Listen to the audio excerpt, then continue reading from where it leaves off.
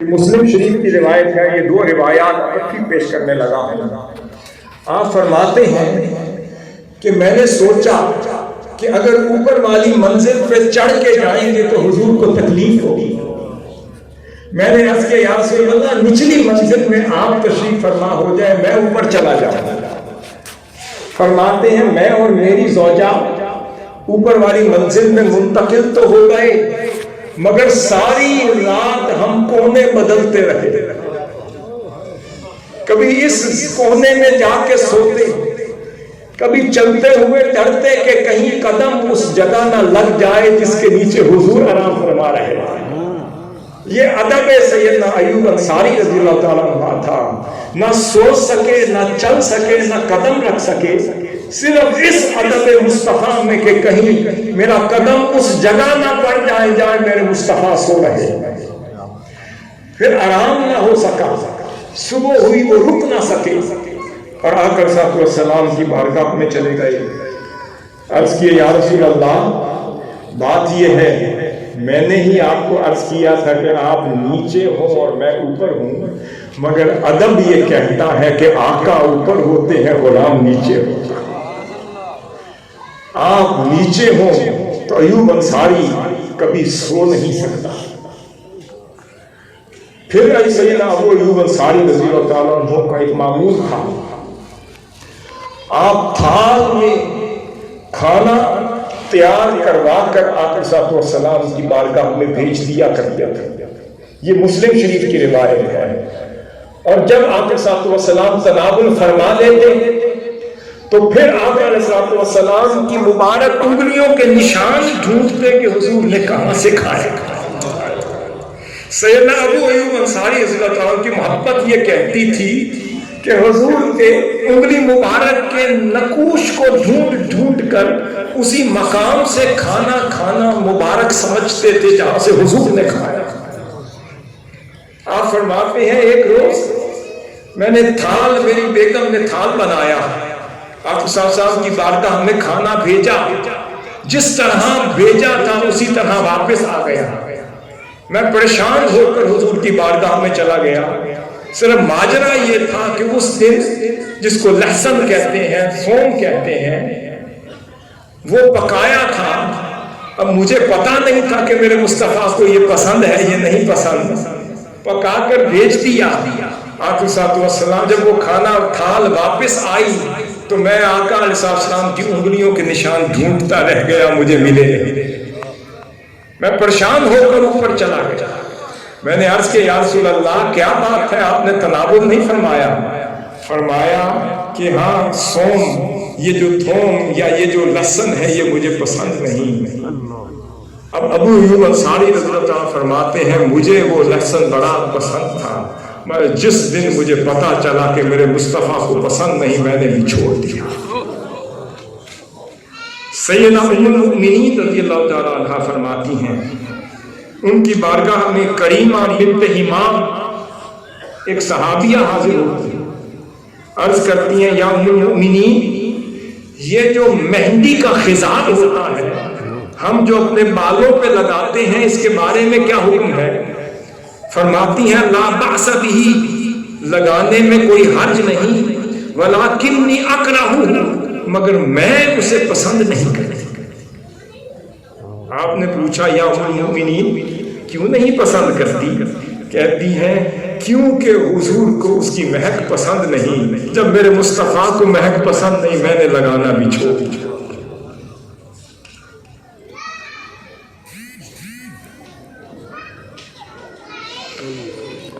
ایک روز آقا علیہ السلام کے ایک صحابی تھے، انصاری صحابی تھے، وہ آقا علیہ السلام کے بڑے عاشق تھے۔ وہ فرماتے ہیں میرا معمول تھا کہ میں ہر روز، بلکہ اس سے پہلے ایک روایت عرض کر دیتا ہوں، یہ متفق علیہ حدیث ہے۔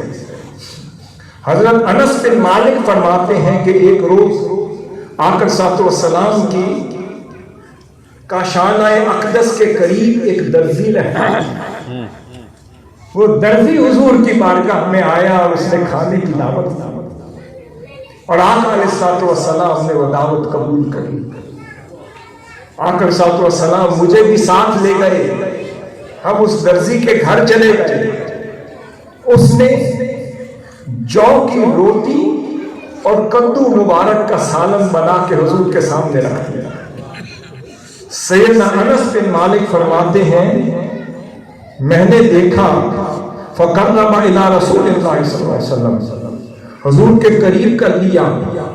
جیسے میں نے دیکھا کہ آقا صلی اللہ علیہ وسلم یتتبع الدباء کہ ان کدوؤں کو اس سالن میں ڈھونڈتے ہوئے دیکھا اور ڈھونڈ ڈھونڈ کر تناول فرماتے ہوئے دیکھا. میں سمجھ گیا کہ حضور کو یہ کدو مبارک بہت پسند ہے.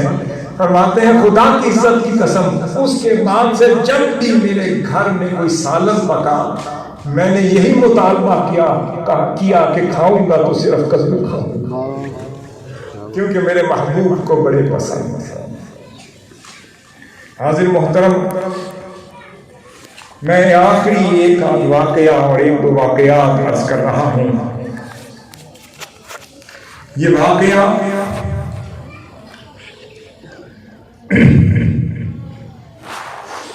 یہ 170 ہجری کا واقعہ ہے.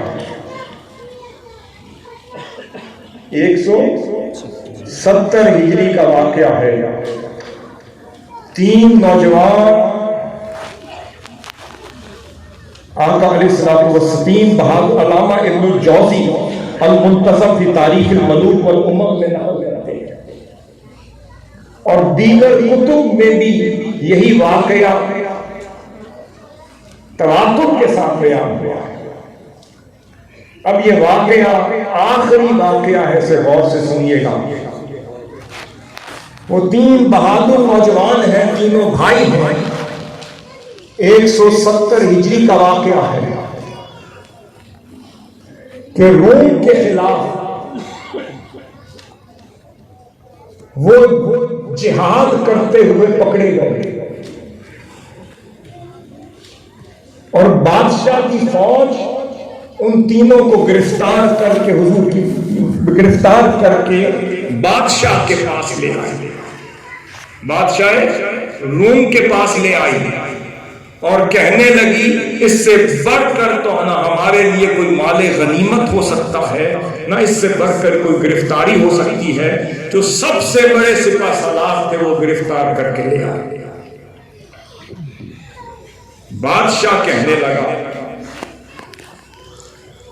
کہ پہلے تو کوشش یہ کرو کہ اپنا دین محمد چھوڑ کر ہمارے دین میں آ جائیں. انہیں دعوت دے دی کہ اپنا دین چھوڑ دو اور عیسائیت کو اپنا لو، ہمارا دین اپنا لو. جو وزارت چاہو گے دے دیں گے، جو عمارت چاہو گے دے دیں گے،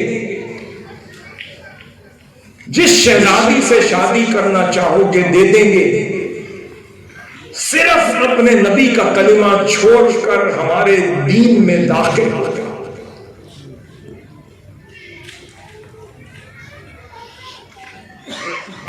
وہ تینوں بھائی جہید بھی تھے، ہمت والے، حوصلے والے بھی تھے، بلکہ سب سے بڑھ کر عاشق مصطفیٰ تھے. انہوں نے بادشاہ کے سامنے جرأت سے کہا تم ہماری گردنیں بھی کاٹ دو تب بھی تیرے دین میں شامل نہ ہو. جب بادشاہ کہنے لگا تمہیں عذاب دیں گے، تمہیں تکلیف دیں گے، تمہیں مصائب و آلام میں مبتلا کر دیں گے، تمہیں اذیت دیں گے، وہ تینوں بھائی کے زبانوں سے ایک جملہ نکلا اور بار بار کہنے لگے یا محمد یا محمد. حضور کا نام پکارنے لگے. اس بادشاہ کو سمجھنا آئی، کہنے لگا ما یقولون، اے میرے وزراء یہ کیا کہتے ہیں؟ وہ کہنے لگے یدعون نبیہم، یہ اپنے نبی کو پکار رہے ہیں.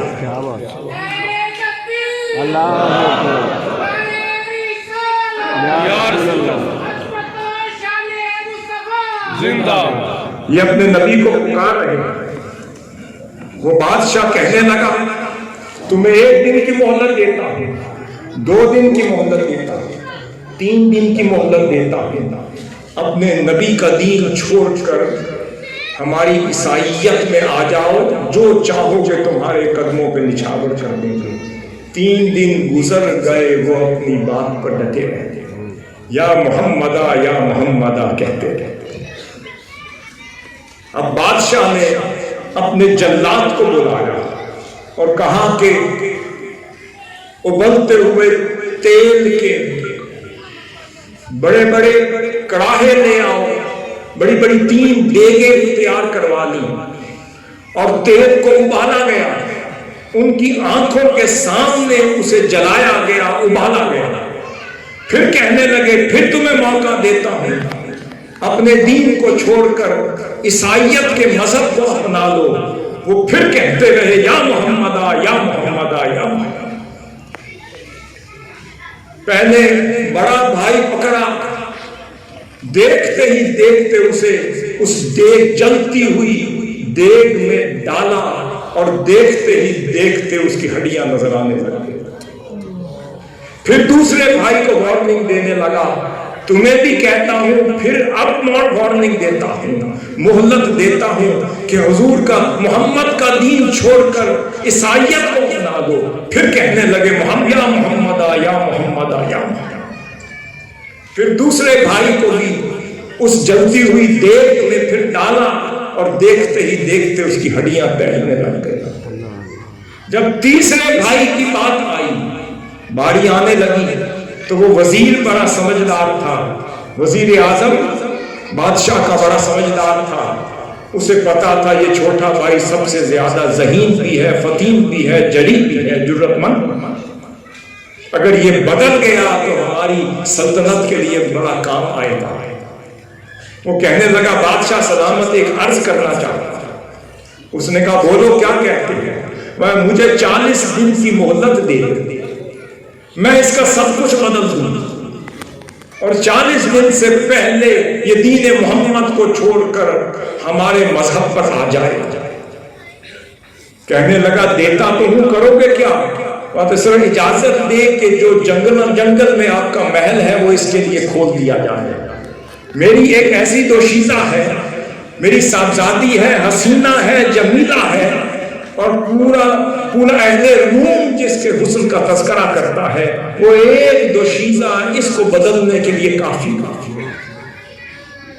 بادشاہ نے کہا چلو تم کہتے ہو تو تمہیں 40 دن کی مہلت دے دیتا ہوں۔ اب وہ لے کر چلا گیا، اپنی بیٹی کو کہا بیٹی میں بڑی بات بادشاہ کو کہہ آیا ہوں، اب تو میری لاج رکھ لینا۔ کہتی بابا جان یہ تو کوئی بات نہیں، یہ تو 10 دن میں بدل دوں۔ انہوں نے کہا صرف شرط اتنی ہے کہ مجھے اور اس نوجوان کو اکیلے فلاں محل میں فلاں جنگل میں چھوڑ دو، پھر میں جانوں یہ جانے میں بدل دوں۔ اس کی خواہش کے مطابق وہ محل کھول دیا گیا، انہیں منتقل کر دیا گیا۔ وہ دوشیزہ، وہ سجتی دھجتی، وہ روزانہ اس نوجوان کے سامنے آتی۔ اس نوجوان کا عمل یہ تھا کہ رات بھر قیام اللیل اور تہجد میں گزار دیتا، صبح روزہ رکھ کر سارا دن قرآن میں غرق ہو جاتا۔ کبھی زبان سے قرآن کی صدائیں آ رہی ہوتی اور کبھی زبان سے مہک درود و سلام کی مہکیں آ رہی ہوتی، خوشبوئیں آ رہی ہوتی۔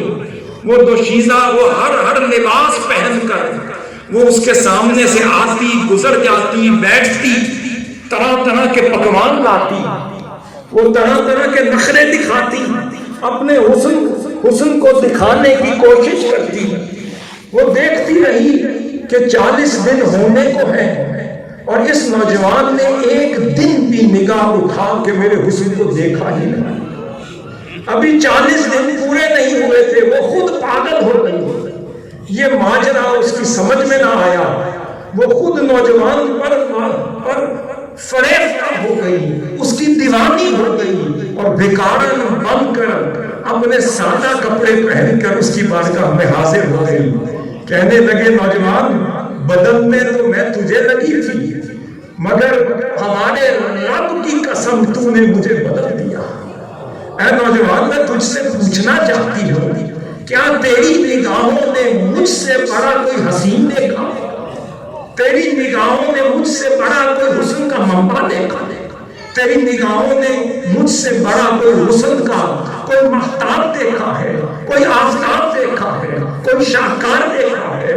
کوئی حسن کا کوئی حسن والا دیکھا ہے؟ اگر مجھ سے بڑا کوئی حسین ہے تو مجھے پتا، میں بھی اس پر ایمان لے آؤں۔ وہ نوجوان کہتا ہے اس کے لیے میرے ساتھ شہر مدینہ چلنا ہوگا۔